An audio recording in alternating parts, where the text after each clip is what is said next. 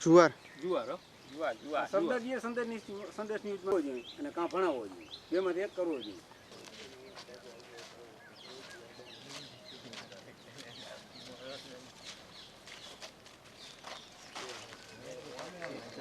મારું નામ કારાભાઈ નારાયણભાઈ કણઝારિયા, જૂના નાગના રહેવાસી. અમે અહીંયા ખેતી પર બધો ધંધો કરી છીએ ને બકાલું, લીલો ચરો, જુવાર ને એના ઉપર અમારો આ ધંધો હોય બકાલા ઉપર, અને બધું અમારો બુડી ગયો છે. થોડું ઘણું કાંઈક સરકાર અમને થોડીક સહાય મળે એની અમે માંગણી કરી છે.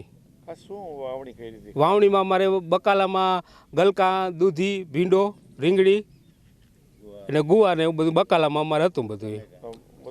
નદીમાં ધોવાઈ ગયું અને બધું આ પાણી આવતા બધું અમારે ધોવાઈ ગયું છે. હવે શું માંગ છે? લીલું નથી, લીલો ચરો કાંઈ હવે ઢોરા નાખવા માટે કાંઈ વૈધો નથી, અને સરકાર અમારું કાંઈક સર્વે કરી જાય એવી અમારી માંગણી છે.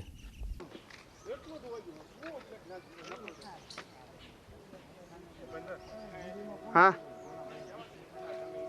બોલો. હું જૂના નાગના ગામનો રહેવાસી નકુમ હિતેન. હું એક ખેડૂતનો દીકરો. જેમ કે મારા દાદા વડદાદા જે મારા પપ્પા એ બધા લોકો ખેતી કરીને જ આખું જીવન ગુજારે છે. તો આજે વસ્તુ એવી બની છે કે 2-3 દી પહેલાં જે પૂર આવ્યું હતું આપણે અહીંયા, જે 2 થી 3 માણસ ડૂબી જાય એટલું પુલ ઉપર પાણી હતું, જેના કારણે અમારે અહીંયા બધું ધોવાઈ ગયું છે. જે પેલા પુલ બનાવેલો છે નવો, એમાં એટલું બધું ફસાઈ ગયું છે કે જેના કારણે પાણી ફર્યું, એના કારણે જે આજુબાજુના લોકોની જે જમીન હતી એ ધોવાઈ ગઈ છે. જે ધોવાણી જે જમીન એ લોકો બી અમારી જેમ વાડીનું કરતા, અને બધાય શાક બકાલું, જેમ કે ગાયું ભેંસોને ખાવાનું, પછી કે કોઈ બકાલું, શાક બકાલું, પછી કોઈ જાતનું આ ટોટલી જાતનું બકાલું કોઈ પણ વાવે છે એની ઉપર આખું એનું બધું જીવન છે નિર્ભર છે. આની પહેલાં બી સરકારને અમે કીધું હતું કે ભાઈ અમારા આ રીતના ધોવાઈ ગયું છે. આની પહેલાંનું પૂર આવ્યું હતું ત્યારે અમારે જ ખેડૂતો થઈને બધાએ ભેગા થઈને કોઈ 2 ડમ્ફર, કોઈ 3 ડમ્ફર એ રીતના ટ્રેક્ટર નખાવીને કોઈ જેને જેટલી સહાય થતી હતી એટલી બધી એ માટી છે, આ કોઈ ધૂળ છે, બધું નાખીને અમે પારો બનાવ્યો હતો.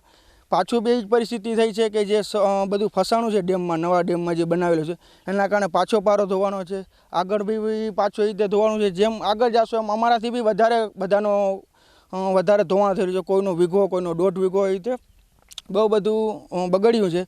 અમે સરકારને એ જ કહીએ છીએ કે ભાઈ અમારે અહીંયા તમે જોઈ જાઓ એકવાર, જે કાંઈ તમારાથી સહાય થાય એ કરો. ખેડૂતો બી સાથ દેશે, એવું નથી કે તમે એક જ કરો, અમે બી સાથ દેશે. પણ ફૂલને ને ફૂલની પાંખડી જેટલું તો કરી જાઓ. ભલે તમે બધું જાજુ ના કરો પણ થોડુંક કરો તો આજ છે. અમે અહીંયાથી ઉપર જઈ શકીએ તો ખેતી થશે, ને ખેતી થશે તો તમને ખાવા મળશે. તમે એમ કહો છો કે અમે જ બધું કરી તો એ ન થાય, તો તમે બી થોડોક સહાય કરો અમારો, તો એના કારણે અમે બધું ખાવા પીવાનું રોજગાર કરી શકીએ. જોઈ લ્યો, બધે ઉતારી લ્યો. ઓછામાં ઓછી બંધ છે ને એનું આમ ઉતાર્યો બંધ. નુકસાન થયું છે બધું વળતર આપો. મારું નામ દેવજીભાઈ રણછોડભાઈ કણઝારિયા, જૂના નાગના. હું એક ખેડૂતનો જ દીકરો છું. અત્યારે તમે જોઈ રહ્યા છો આ પૂરની પરિસ્થિતિના કારણે ઓછામાં ઓછું ગામમાં 5-5, 10-10 ફૂટ પાણી હતું, અને અહીંયા 500 ખેડૂતોને જવાનો રસ્તો ધોવાઈ ગયો છે. આખી સીમનો રસ્તો આમળો છે. અત્યારે બધાય ફરીને 5 થી 7 કિલોમીટર વાડીઓમાં જઈ રહ્યા છે બીજા રસ્તેથી. આ રસ્તો તાત્કાલિક સરકાર અહીંયા દિવાલ બનાવી અને રસ્તો ચાલુ કરાવે એવી સિંચાઈ વિભાગને સરકાર આદેશ કરે અને તાત્કાલિક આ રસ્તો ચાલુ કરે. અને કૃષિ મંત્રીને મારી ખાસ વિનંતી છે, એક અહીંયા ચક્કર મારે એટલે નજરે નિહાળે તો જ એને પરિસ્થિતિનો ખ્યાલ આવે. અમારા વિસ્તારના ધારાસભ્ય છે અને કૃષિ મંત્રી છે, અને એ ખેડૂતના જ દીકરા છે. એટલે મારી ખાસ વિનંતી છે રાઘવજીભાઈને કે અહીંયા આવો અને તમે ગામમાં જાય ચક્કર મારો, નજરે નિહાળો કે ખેડૂતોની વ્યાખ્યા શું છે એમ.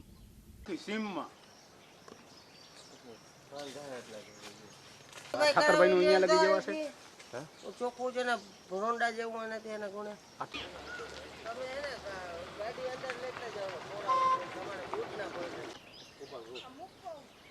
આવજે ખોટા રૂપિયા ના ગુણે, ખોટો રૂપિયો પાછો આવે ને એના ગુણે.